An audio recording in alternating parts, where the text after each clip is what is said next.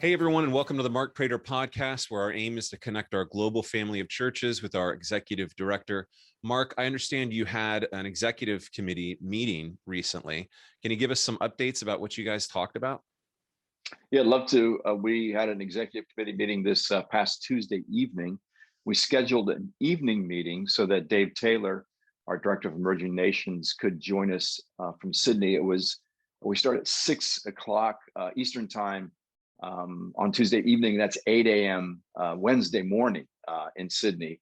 And it was important to have Dave be a part of that executive committee meeting based on what we were presenting as a leadership team. I was presenting on behalf of the leadership team to the executive committee for their input and approval.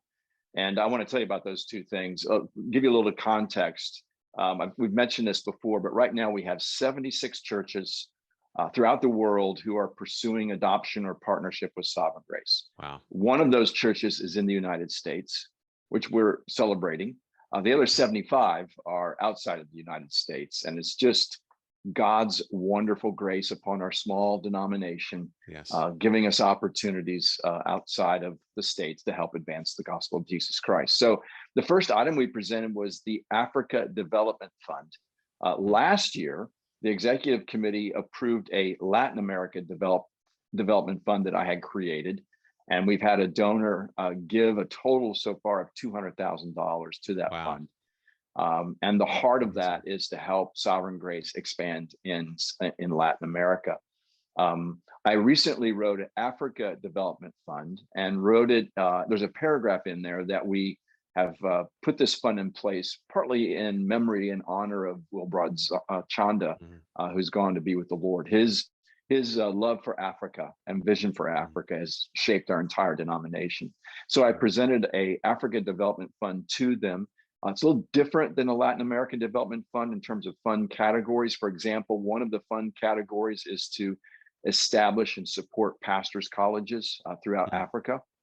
We have one in Liberia, one in Zambia, and Michael Granger in Addis Ababa, Ethiopia, is looking to start a pastor's college this fall. I believe he's already got at least 10 students registered. That's great. So the timing of the fund is not only good, but we have a different donor, an anonymous donor who has already pledged to give $50,000. He's given it as a matching grant program, by the way, to establish this fund. So the guys listen to this, if you have folks that might be interested in giving to that fund, let me know. So I presented that to the executive committee and they unanimously approved that fund, which includes an Africa Development Fund committee that will manage it. That'll be Michael Granger, Diona Thomas, Dave Taylor, and then Tommy Hill as a non-voting member. So it's so exciting to get that fund in place. And I think a timely piece of financial resource for what we're doing in the continent of Africa. Excellent. Speaking of what's going on globally, we've talked before, you've talked about a global plan for how we move forward with adoption, interacting with other countries apart from the United States. Do you have an update for us on that plan? That was the other reason I wanted to meet with the executive committee. The leadership team and I have been working on a global partnership plan for about 6 months now, and finally got to the place where we unanimously agreed, okay, it's to a place where we now need to broaden the input and the approval of that plan. So the next step was the executive committee. I presented that to them on Tuesday evening.